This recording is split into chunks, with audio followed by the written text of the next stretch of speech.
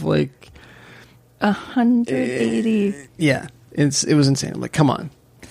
Yeah. You're upset that there's nothing. I got to the bottom of my popcorn tub, and I had to get a second wine. That's how long it was. It was, yeah. I had the whole big popcorn thing. Nice. That was, and Junior Mints. No guilt. No, I didn't. I ate pretty well the rest of the time, so I didn't worry about it. But, that's good. Yeah. That's so. But Kevin Feige, the guy who oversees Marvel Universe (MCU), has said that he doesn't consider Endgame to be the closing chapter of this cycle of I could already see ways that the plot could branch off. Well, he considers the next Spider-Man movie, Homecoming, to be the end of this cycle. Kind of like in the way that the first Ant-Man, I guess, was the end of phase 1. Okay. Or whatever. Was it phase 1, phase 2? I don't know what phase they're in now, but whatever phase that was, Ant-Man was kind of the coda to it, and he's considering Homecoming. I still haven't seen those movies, but I have to say, after this movie, I love the Ant-Man character. I love what they did with him. Yeah, you know what? I think I like Paul Rudd a lot. Yeah, I do too. And but so it's like everybody's picking on him. Yeah. Man, he is kind of flaky and kind of deserves it, but his character was funny. I like his character a lot, and his so.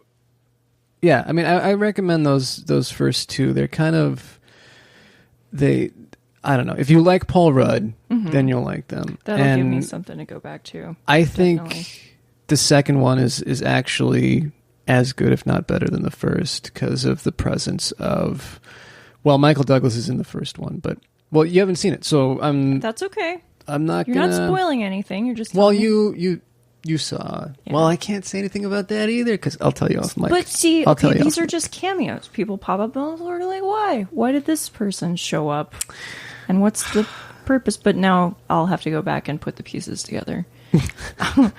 At some point, I'm going to watch all of it, like from beginning to end. I don't know in what order universe. I think that I will have time to do that at somewhere this point. In the multiverse, but. That's what I've got to buy all of my own copies of those because those were all Janelle's. So in the split, she got all of the Marvel things and I took all of the Star Wars stuff. So doesn't seem which like makes sense. Too bad of a loss. No, it was fine. There's a new Star Wars coming out. She bought them all. Saw the trailer for that. Was there a trailer for that in? We had quite a few trailers. We didn't get I have notes somewhere. I took notes. Oh, wow. We didn't get a Star Wars one. You did. We got, I'm trying to think. I wasn't super impressed by the trailers that I saw. I don't know. You need to go to LA and see it at ArcLight. Apparently. ArcLight, you went to kind of two iconic spots, ArcLight and the Palladium. I sure did. And, this was crazy. There was another screening of Endgame every 15 minutes, and ours was sold out, and the one before and the one after. Yeah. So they already said it's broken records from the weekend. It's like right $1 billion, a couple $1 billion, right? Something insane. It's absolutely insane. It's making money hand over fist, and I mean.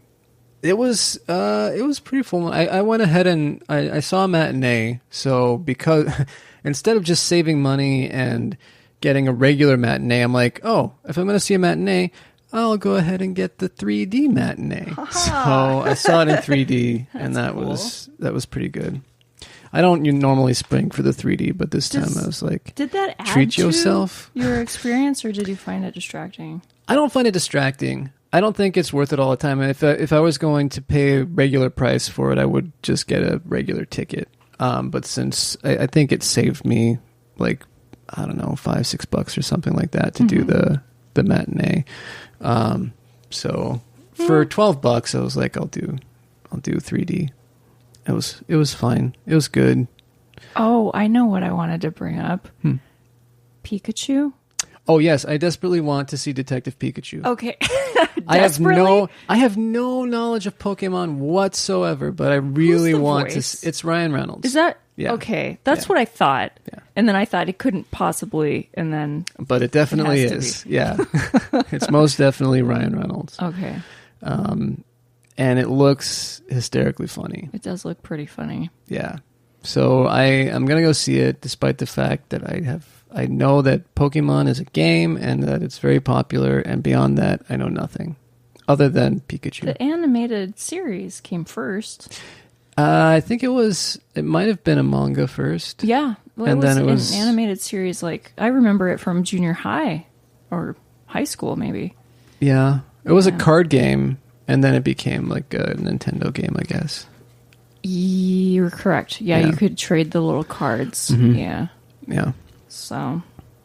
But, I mean, that's the whole Japanese kind of thing, right? Where they have, like, they'll do an anime of something, a manga of it as well. So there's a book, there's a visual tie-in, and there's usually a card game that goes with it. And there are all of these different series that I have no knowledge of, so I'm just talking out of my ass, basically. Oh, no. It's a whole universe.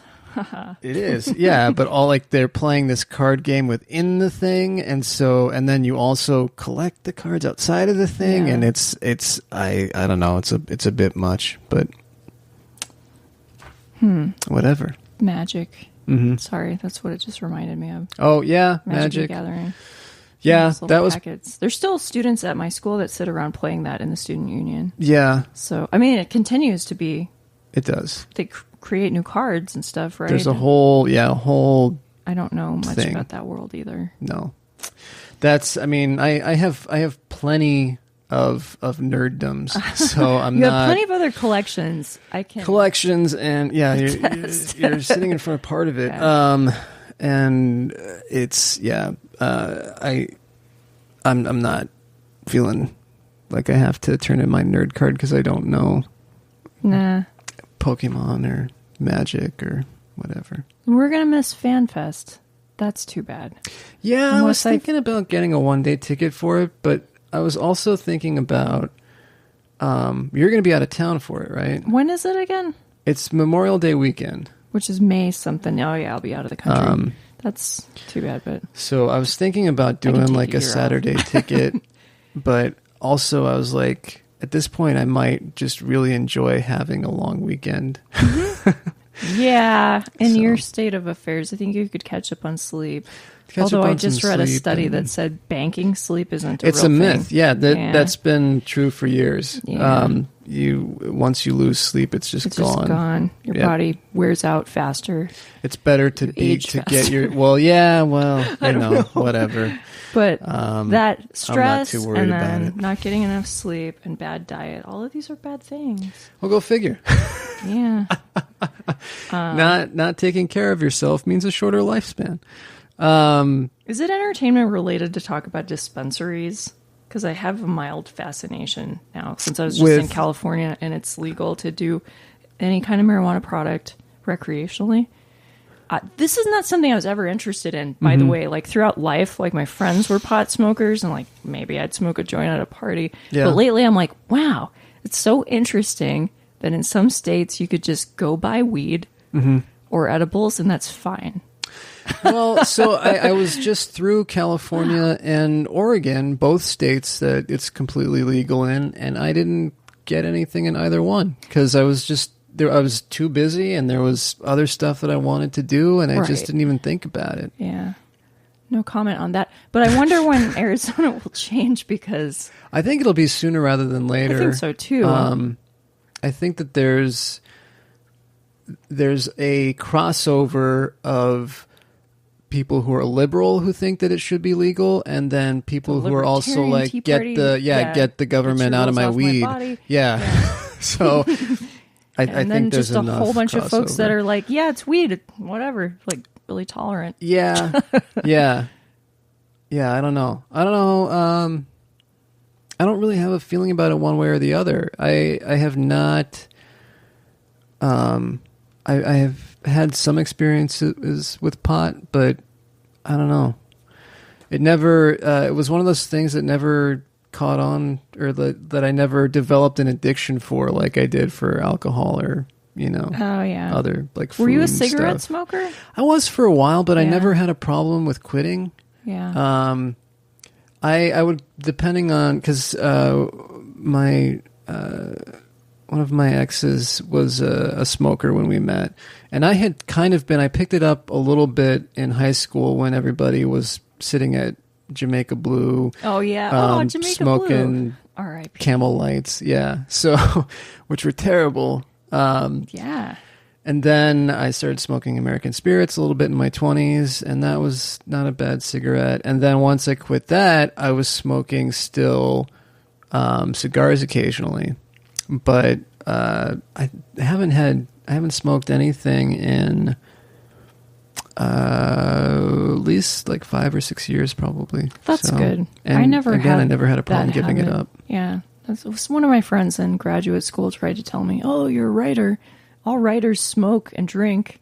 Well, and that's what I was under the impression got of. one out of the two, so I tried. I actually bought a pack of American Spirits, and I went up on my roof in Brooklyn, New York, and I tried to smoke it, and it was awful. I mean, I had tried in high school here and there, but that's not a habit that caught on with me. I actually really found the act of smoking to be very soothing, and but it was one of those things that when I did quit, I couldn't stand it.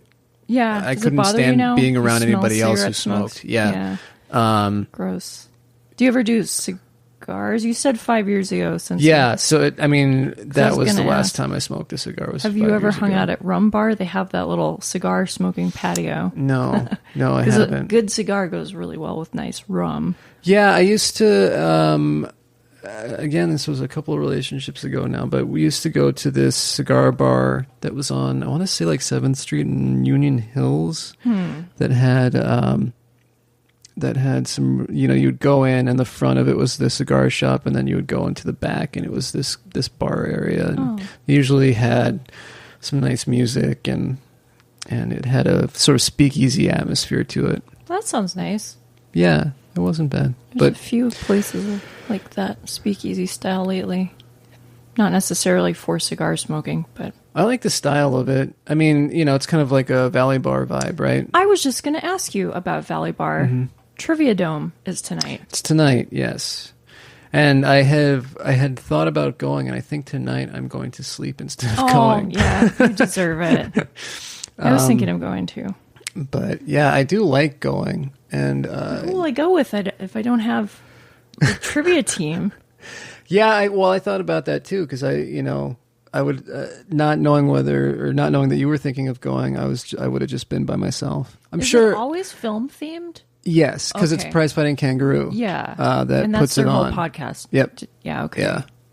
Yeah. And Amy and Ashley do a pretty good job. I usually hang in there pretty well. But some of their stuff's pretty tough. I've never won, even when I thought I had like a pretty solid film team. I've done pretty well at the trivia at Crescent. Yeah. What night is that? I forget which night it is. Yeah. I don't know if it's I don't think it's every Sunday, but it's on Sunday nights. And I like the Crescent in general, so. I probably will go there Thursday because I believe that's where The Faint is playing. What I'm supposed to be doing Thursday. One of those late 90s, early 2000s college rock bands that I was really into. Actually, you want to hear a crazy story? Sure.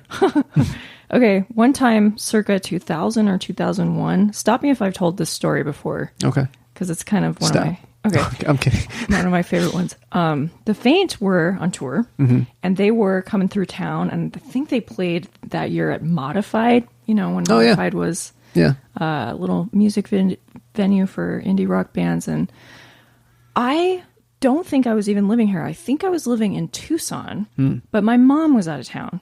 So I was in charge of her house in Chandler. It's just random, right? I was only going to go to the show with my then boyfriend, hang out at my mom's house, and then call it a night.